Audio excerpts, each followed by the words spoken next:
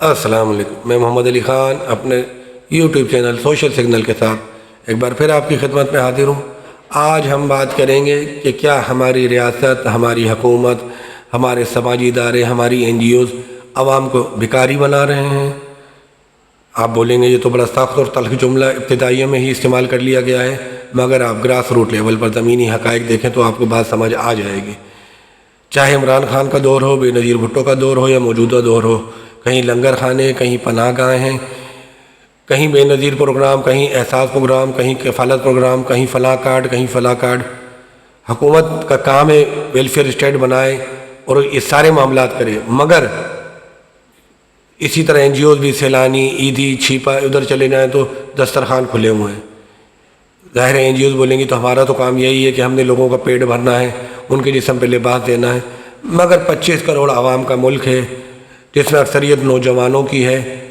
کیا ہم ان کو مانگنے والا نہیں بنا رہے؟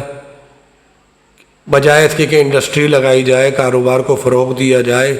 پیسے کو ایک جگہ مرتکز کرنے کے بجائے سرکل میں لایا جائے، ان کے روزگار کا بندوبست کیا جائے، ان کی عزت نفس کو مارے بغیر ان کو احساس دلایا جائے کہ وہ اپنے پیروں پہ کھڑے ہو سکتے ہیں۔ کسی بھی آپ NGO کے دفتر میں چلے جائیں، میری رہائش کراچی میں ہے، یا نمائش چورنگی پہ سیلانی کا ہیڈ آفس ہے، روزانہ سینکڑوں رکشے کھڑے رہتے ہیں اور بھر بھر کے راشن کے تھیلوں سے بھرے ہوئے رکشے نکلتے ہیں۔ سیلانی ایک اچھی تنظیم ہے، وہ دیگر کام بھی کر رہی ہے، روزگار فراہمی وغیرہ کا بھی، مگر یہ دیکھ کر بھی دل دکھتا ہے کہ جن کو راشن لینے کی عادت پڑ جائے وہ پھر کوئی کام نہیں کرتے، انہیں پتہ ہے کہ یہاں سے بھی مل جائے گا، ایسے بھی سلسلہ چل جائے گا، ایسے بھی کام ہو جائے گا۔ یہ پھر پروفیشنل لوگ کام کرتے ہوئے لوگ پروفیشنل ہو جاتے ہیں، کمرشل ہو جاتے ہیں، وہ اس چیز کو اپنا حق سمجھنے لگتے ہیں، اور اس سے حقیقی معنوں میں جو مستحق اور سفید پہ پوش اور حقیقی ضرورت مند ہوتا ہے اس کی حق تلفی ہوتی ہے۔ اسی طرح آپ ملک میں زکوٰۃ کا نظام دیکھ لیں، پرائیویٹ طور پہ جو لوگ زکوٰۃ دیتے ہیں بینک میں نہیں کٹواتے،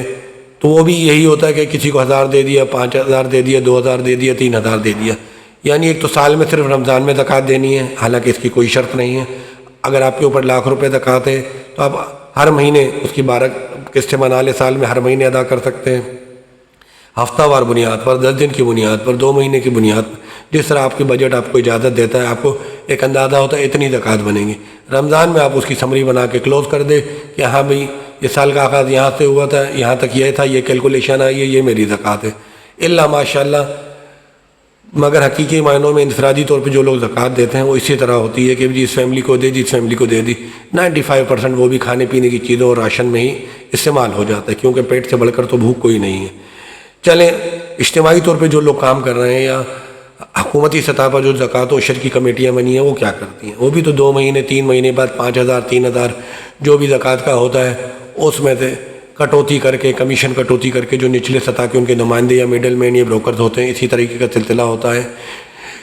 کارڈ کے بقایا رقم حوالے کر دیتے ہیں اور وہ بھی کھانے پینے کی چیزوں میں استعمال ہو جاتی ہے۔ بے نظیر پروگرام ہو یا احساس پروگرام، اس میں بھی جو 12000 روپے دیے جاتے ہیں 3 مہینے بعد، اس میں بھی 1000 یا 1500 یا 500 کی کٹوتی ایک عام سی بات ہے، یہ کوئی غلط بیانی نہیں ہے، ایسے کئی کیسز سامنے آ چکے ہیں۔ بے نظیر پروگرام اور احساس پروگرام میں تو ہزاروں کی تعداد میں سرکاری ملازمین بھی ملوث پائے گئے ہیں کہ وہ سرکاری ملازم ہونے کے باوجود اور اس چیز کا استحقاق نہ رکھنے کے باوجود جعلی سروے کے ذریعے انہوں نے اپنے اور اپنے اہل خانہ کے نام شامل کروائے ہوئے ہیں۔ کم از کم حکومتی سطح پر تو زکوٰۃ کا نیٹ ورک ایسا ہونا چاہیے کہ عوام کے لیے جس شہر میں جتنی زکوٰۃ جمع ہوتی ہے، town wise, UC wise, district wise, کم از کم کوئی ایسی انڈسٹری، کوئی ایسا کاروبار، کوئی ایسا انسٹیٹیوٹ جو ان کو ٹریننگ دے اور ان کے پیروں پر کھڑا کرے۔ اس حوالے سے کوئی بات نہیں ہوتی۔ سیاسی مذہبی جماعتیں بھی اس حوالے سے کوئی گائیڈ لائن نہیں دیتی۔ ایک مثال لے لیں کہ ابھی عید الاضحیٰ کی آمد ہے، اس سلسلے میں تفصیلی پروگرام بھی کروں گا، تو سب کھالے جمع کرنے لگ جاتے ہیں۔ ہونا تو یہ چاہیے نجی سماجی تنظیمیں یا مذہبی یا سیاسی تنظیمیں بڑا سلاٹر ہاؤس بنائیں، وہاں لوگوں کو ٹرین کریں۔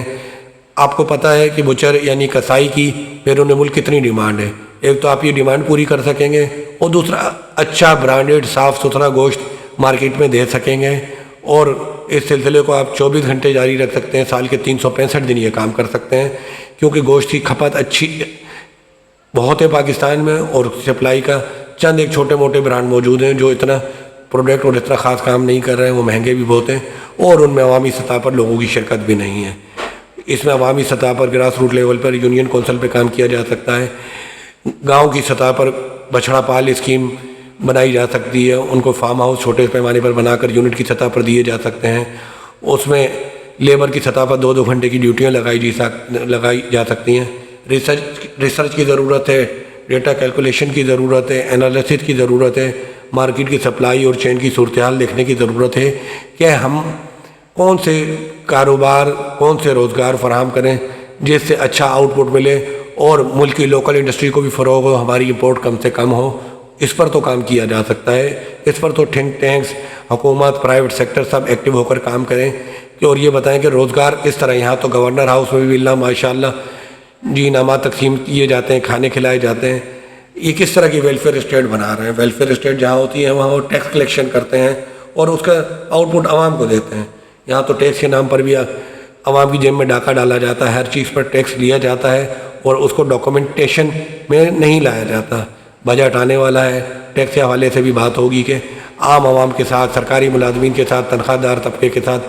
کیا کھلواڑ ہونے جا رہا ہے، ان کی جیب پر کتنا بڑا ڈاکہ لگنے والا ہے آنے والے دنوں میں، اس پر بھی بات ہوگی۔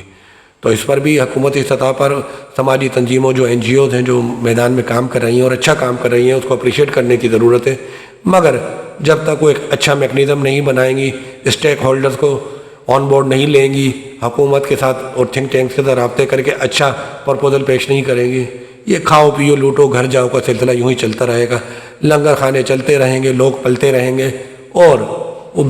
ان کی آنے والی نسلیں بھی اسی طرح لنگر خانوں میں گھومتی رہیں گی اور کسی بھی سطح پر ان کی عزت نفس کا خیال کر کے ان کے لیے روزگار کا بندوبست نہیں کیا جائے گا۔ روزگار کا بندوبست ہوگا یا نہیں، ہمارا پروگرام ختم ہونے کا بندوبست ہو گیا ہے۔ کسی نئے بندوبست کے ساتھ، کسی نئی بات کے ساتھ ملیں گے آپ سے